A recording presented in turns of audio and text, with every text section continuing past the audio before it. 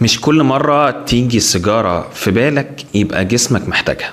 في أوقات كتير اللي بيحصل ده بيبقى عادة بتطلع لما تبقى متضايق أو زهقان أو قلقان أو متعود على وقت معين تشرب فيها السيجارة. علشان كده قبل ما تولع السيجارة اعمل الحاجة البسيطة اللي أنا هقولك عليها دي.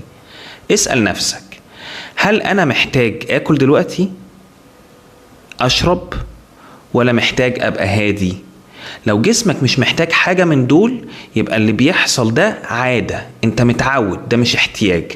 ساعتها بقى ما تعملش حاجة، استنى بس 30 ثانية وخد نفس هادي واحد عميق. العادة بتحب السرعة، وانت اول ما هتهدى قوة العادة دي هتقل. جرب الحركة دي النهاردة وقول لي حسيت بإيه بعدها.